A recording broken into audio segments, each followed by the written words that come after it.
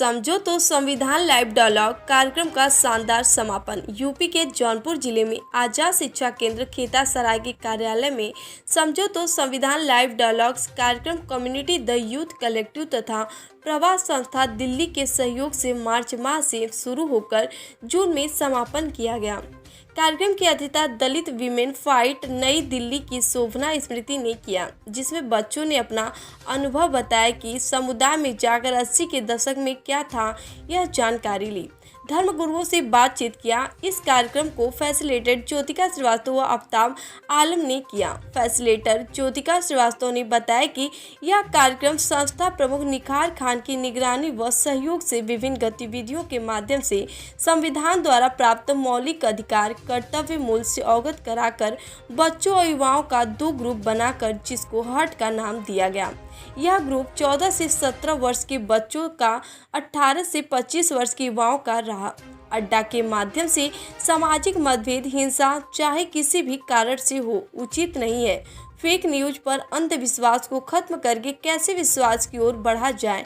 Digital चीज़ों के साथ साथ पेन और पेपर का इस्तेमाल भी जरूरी है, जिसके लिए पत्र लेखन का कार्य, विभिन्न शब्दों से कहानी का निर्माण, सैम और समैथा की कहानी के माध्यम से प्रश्न बनाना व प्रश्न पूछना सिखाया गया।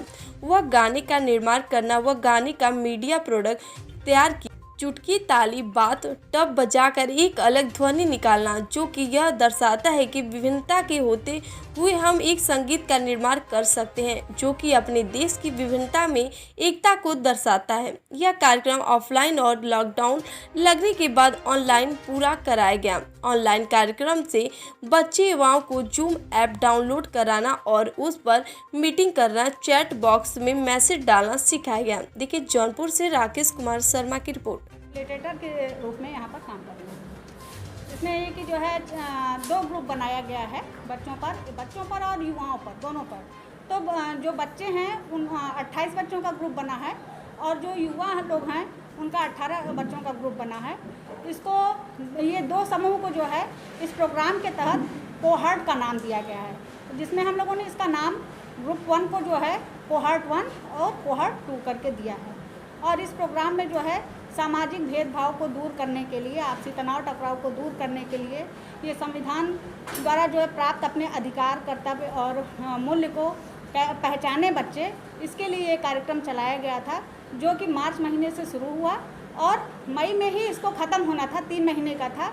लेकिन लॉकडाउन की वजह से थोड़ा सा इसमें प्रॉब्लम आई। अब हम लोगों ये जून में जो है आज इसका समापन किया। मैम, इसमें आपको कहाँ तक सफलता नज़र आ रही है? सफलता तो हमको देखिए, कोई चीज़ बहुत जल्दी सफलता नहीं मिल सकती है, उसका प्रयास करना पड़ता है। और ये हमारा प्रयास है, बच्चों का प्रयास है, ये बराबर जो है हमारे साथ जुड़े हुए हैं। और शायद जो है हम 80% तो जो है सफलता प्राप्त कर ही लेते, लेकिन उससे थोड़ा हम नीचे हैं। आगे हमको क्योंकि कार्यक्रम की और ज़रूरत है सफलता प्राप्त करने के लिए। अगर लॉकडाउन ना होता तो शायद हम इस प्रोग्राम को पूरा अचीव कर लेते, लेकिन बच्चों का कितना सहयोग आपके साथ है? बच्चों का तो पूर्ण रूप से सहयोग हमारे साथ है। कुछ ये था, थोड़ी सी चुनौतियां थी कि जो है मोबाइल की वजह से बच्चे नहीं जुड़ पा रहे थे, लेकिन फिर भी वो अपने रिश्तेदारों से बात करके, पड़ोसी से बात करके, उनको जो है ये नंबर दे करके उससे वो जुड़ करके, जिस दिन हम लोगों का प्रोग्राम होता था, मीटिंग चलती थी, उस दिन वो जो है जुड़ते थे। तो बच्चों का पूर्ण रूप से हमारे साथ सहयोग रहा। आप अपने कार्यक्रम के माध्यम से समाज या देश को क्या संदेश देना चाहेंगे? समाज और देश को तो हमारा यही संदेश है कि जो है सब लोग जो है आपस में मिल कर के रहें, भाईचारे के साथ रहें, जो कि जो बिना तनाव टकराव के रहें। और दूसरे है कि हम इस प्रोग्राम के तहत को भी हम जो है ये चाहेंगे कि देश जो है इतना विकास करे कि जो है हमें विदेशों में जा कर के न तो शिक्षा प्राप्त करनी पड़े और न तो जो है वहाँ किसी दवा के लिए, हॉस्पिटल के लिए वहाँ जाना पड़े। हमारा देश इतना आगे जाए कि सारी सुविधाएं यहीं पर मिले। और इस प्रोग्राम के तहत युवाओं को, बच्चों को यही सिखाया भी गया और उसी हिसाब से बच्चों ने ये गाना भी हमारे यहाँ, जो कि प्रोग्राम से जुड़ा हुआ था, बच्चों ने बनाया भी कि हमारी जो है यहीं पर देश में टेक्नोलॉजी आए, शिक्षा हमारी ऐसी हो कि हमको विदेशों में जा कर के शिक्षा न लेनी पड़े। तो हमारा यही है कि देश को ये संदेश है कि सभी लोग जो है मिलजुल करके रहें और पढ़े लिखें जिससे कि आगे बढ़ें, क्योंकि अज्ञानता से कुछ भी हासिल नहीं हो सकता है।